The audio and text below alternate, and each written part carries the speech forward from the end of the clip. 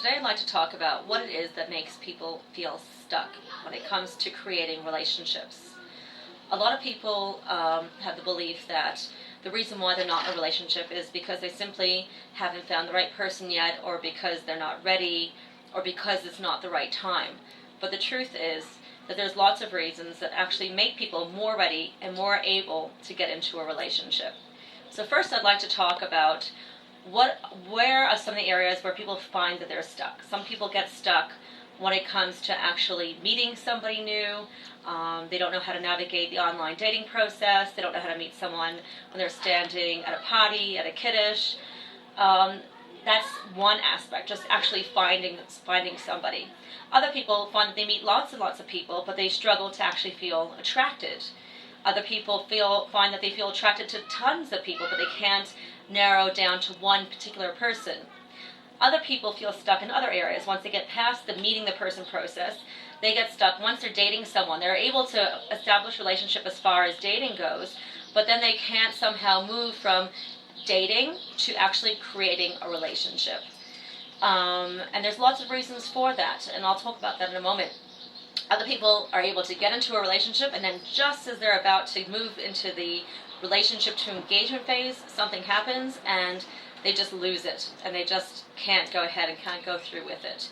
Now sometimes the truth is they might feel that they discovered certain things about the other person that make them not right for them, but other times it has something more to do with them, and that's what we really need to uncover here, is really figure out whether it's something to do with you, or as an individual, or whether it has to do with the other person.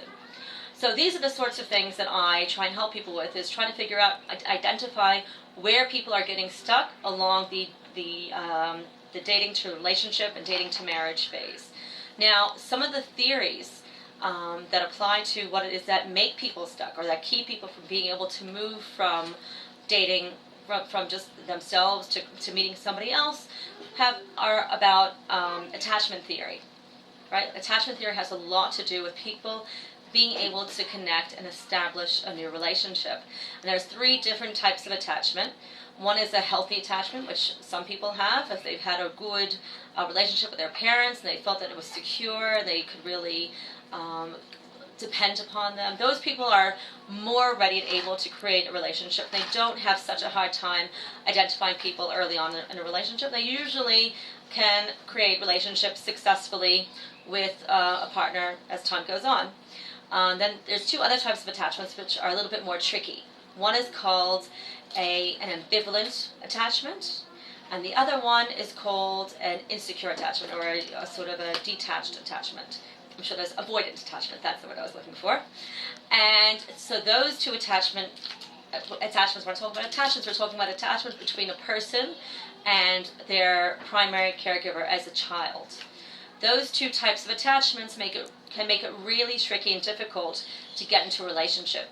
For people who have had an ambivalent attachment, meaning that sometimes their parent was there, sometimes their parent wasn't there, oftentimes they probably would drop them off and not come back for a really long time, or not really, the person wasn't really aware about whether their primary caregiver, their parent, would really be there for them on a regular, consistent basis.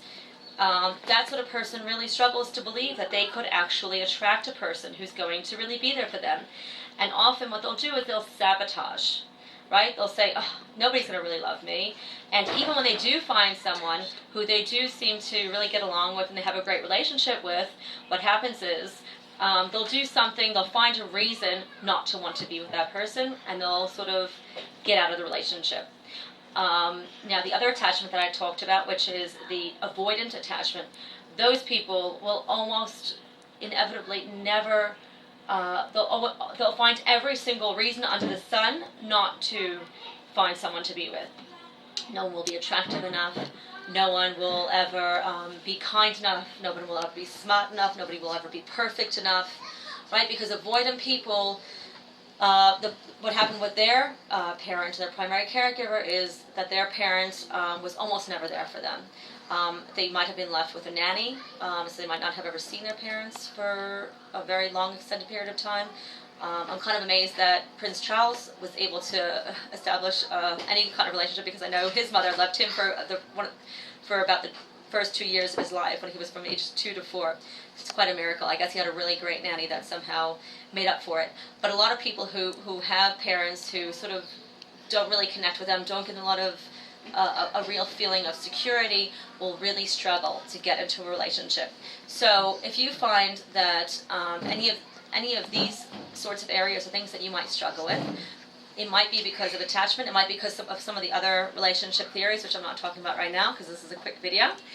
But if you would like to find out more about how you can go ahead and create a great, successful, long-lasting relationship, feel free to contact me. My contact details are right here below, and I look forward to meeting you.